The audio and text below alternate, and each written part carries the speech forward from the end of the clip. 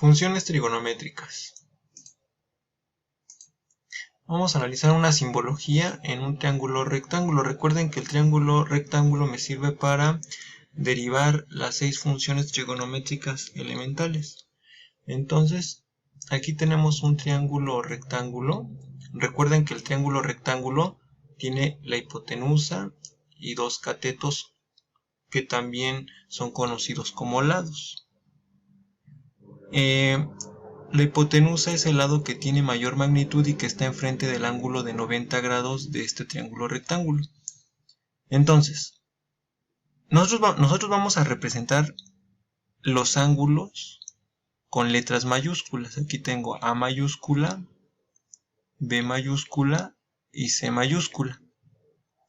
Y los catetos se van a representar con letras minúsculas.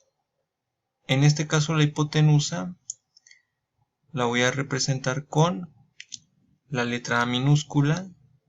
Este cateto lo voy a representar con la letra B minúscula y este otro con la letra C minúscula. Ahora, también se pueden representar los ángulos con las letras griegas. Otra consideración que se realiza es la siguiente. El ángulo C mayúscula tiene cateto opuesto C minúscula. Entonces, esa es una forma de referenciar tanto el ángulo con el cateto cuando se utilicen letras para representar tanto los ángulos como los catetos. Entonces, por ejemplo, este ángulo A mayúscula tiene como lado opuesto al lado A minúscula. Este ángulo B mayúscula tiene enfrente o como cateto opuesto al lado B minúscula.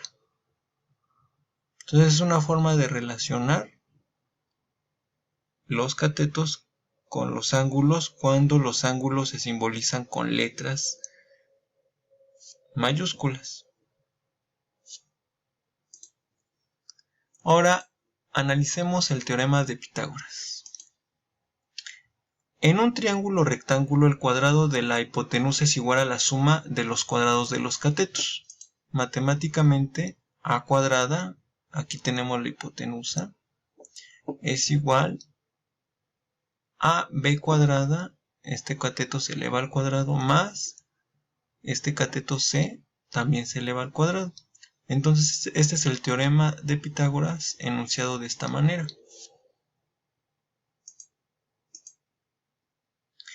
Vamos a analizar el ángulo alfa, que es este, para este triángulo rectángulo. Recordemos, la hipotenusa es el lado más grande que está enfrente del ángulo de 90 grados. Este cateto le voy a llamar cateto opuesto porque se encuentra opuesto al ángulo alfa. Entonces el cateto B es el cateto opuesto a alfa para este caso. Este cateto es el cateto C y es el cateto adyacente. Es cateto adyacente porque este lado está junto a alfa. Entonces, las funciones trigonométricas se definen de la siguiente manera. El seno de alfa es igual a el cateto opuesto entre la hipotenusa. Entonces, el seno de alfa es cateto opuesto, que en este caso es B, entre la hipotenusa, que es A. El coseno de alfa es cateto adyacente entre hipotenusa. Este es el cateto adyacente y esta es la hipotenusa. La tangente se define como cateto opuesto entre cateto adyacente, y el cateto opuesto en este caso es B y el cateto adyacente es C. La cosecante de alfa es igual a la hipotenusa entre el cateto opuesto, que sería A entre B. La secante de alfa es hipotenusa entre el cateto adyacente. Entonces sería A entre C. La cotangente de alfa es el cateto adyacente C entre el cateto opuesto B. Recuerden que trigonometría significa medida de triángulos. Entonces nosotros aquí estamos midiendo todos los parámetros que tenemos en un triángulo. Vamos a analizar ahora para el mismo triángulo rectángulo anterior este ángulo que le voy a llamar gamma. Ya borré este ángulo porque ahora nos vamos a centrar en este. Chequen que A, B y C siguen siendo o teniendo los mismos valores. La hipotenusa sigue siendo A. ¿Por qué? Porque este lado es el más grande y está enfrente del ángulo de 90 grados. Pero ahora este cateto B se va a llamar cateto adyacente. Por la siguiente razón, porque este lado está a un ladito del ángulo gamma, que es el ángulo que estamos analizando. Ahora, este lado C, que es este, se va a llamar cateto opuesto. ¿Opuesto a quién? Pues al ángulo gamma.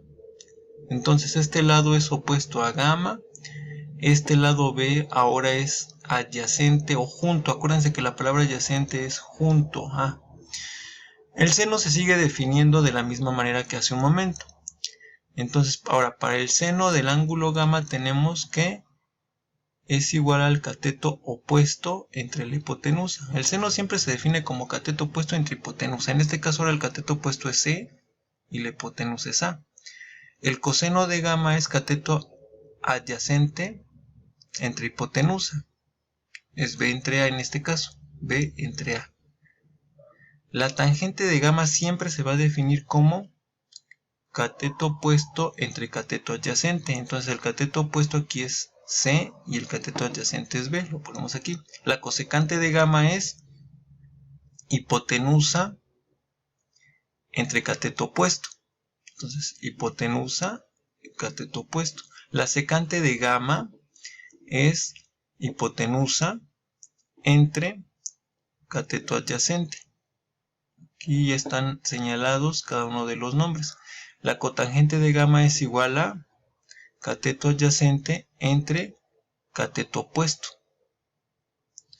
Entonces, si comparamos estas funciones trigonométricas con las anteriores, vemos que hay un cambio dependiendo del ángulo que estemos analizando.